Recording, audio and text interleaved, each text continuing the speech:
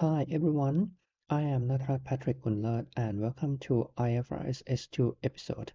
In this episode, we will briefly look at requirements in the Ifrs S2.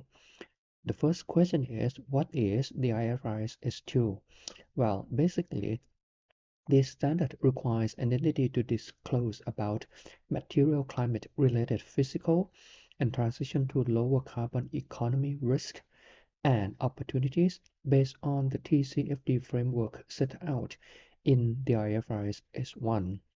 Moreover, the entity shall refer to the SASB standards for industry-specific disclosures. Then, why is the disclosure required?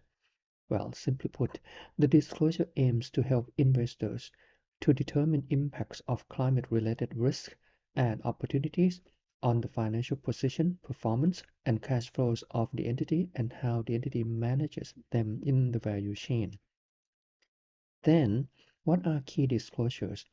The entity shall provide information about strategy, current and future effects on financials.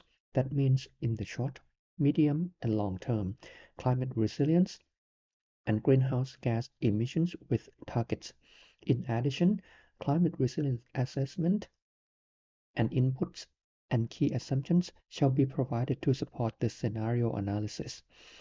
GHG emissions are mentioned in the IFRS S2. What are they then?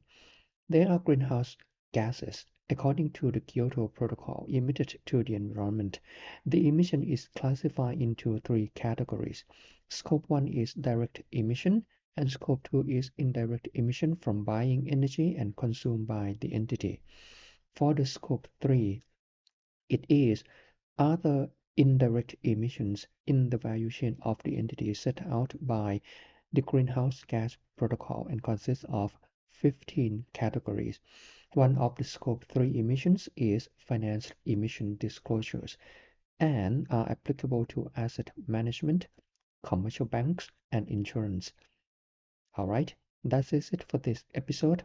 Thank you for your attention and สวัสดีครับ